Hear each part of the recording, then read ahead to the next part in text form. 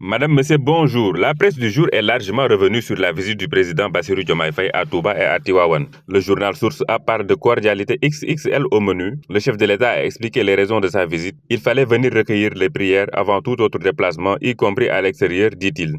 Serigne Bassirou Abdou Khadre, porte-parole du Khalif, a transmis le message du Khalif des Mourides au président Bassirou Diomaye Faye. Serigne Mountakha a offert à son hôte un exemplaire du Coran. En retour, le chef de l'État lui a remis un chapelet. À Tivaouane, Bassirou Diomaye Faye a été reçu par le Khalif des Tidjanes, Serigne Babacar Sy Mansour, qui lui a offert aussi des cadeaux, dont une note de prière, un exemplaire du Coran et des livres de Seydi El Hadji Malick Sy. Source A s'est également intéressé à la visite du Premier ministre Ousmane Sonko au building administratif et la tentative de séduction avortée d'ex-collabos de Macky Sall. Selon notre confrère de Source A, certains d'entre eux ont essayé de faire les yeux doux à Ousmane Sonko, allant jusqu'à vouloir se prendre une photo avec lui, mais ce dernier a poliment décliné. L'As quotidien revient sur les promesses de Diomaye à Serigne Mountakha. Nous savons que le problème de l'accès à l'eau à Touba vous tient particulièrement à cœur. C'est pourquoi j'ai pris l'engagement de faire le nécessaire pour régler le problème définitivement.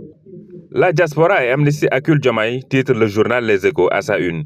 En effet, au sujet des victimes des événements de mars 2021, des Sénégalais de la diaspora ont déjà saisi des avocats. Quant à Amnesty International, l'organisation a répertorié les blessés et les parents des personnes décédées.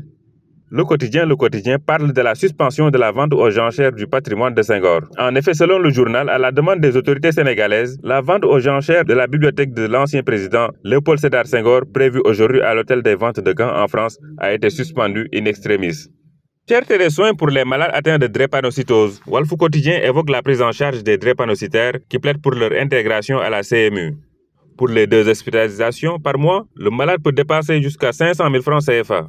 Libération revient sur la saisie record de drogue par la douane à Kidira. Plus de 1000 kilos de cocaïne interceptés sur un camion malien. Le dit camion en apparence vide a fait l'objet d'un ciblage sur la base d'éléments pertinents avant d'être passé au scanner. Le journal évoque également les derniers dérapages de Macky Sall à sa une. En pleine transition, il a tout chamboulé par décret signé le 28 mars. En effet, selon Libération, alors qu'il était sur le point de quitter la présidence de la République, l'ancien chef de l'État a signé un décret qui élargit le champ d'application du passeport diplomatique à certains privilégiés de son régime. Besbi, lui, parle de pagaille diplomatique. Selon le journal, Macky Sall ouvre le sésame à 1000 anciens ministres et autres. La santé publique en danger permanent, titre Sud Quotidien qui a fait un dossier sur Kër Serigne Bi. Selon le journal, la commercialisation de produits vétérinaires en ce coin niché en centre-ville n'est pas sans conséquences néfastes sur la santé publique. Selon les docteurs vétérinaires qui relèvent que 40 à 50% des médicaments vendus sur les marchés parallèles sont de la contrefaçon, ces produits s'avèrent dangereux pour la santé animale et les populations. En sport, l'attaquant sénégalais Nicolas Jackson, auteur de son 10e but en Premier League avec Chelsea, égale la légende Drogba. Stade revient également sur l'alléchante soirée de la Ligue des Champions de ce mardi avec le match retour Barcelone-PSG. Le PSG, la peur du vide à Barcelone. Battu 3-2 à l'aller, le PSG va-t-il réussir la remontada en Catalogne, s'interroge le quotidien Stade. C'est tout pour cette revue de presse. Merci de l'avoir suivi.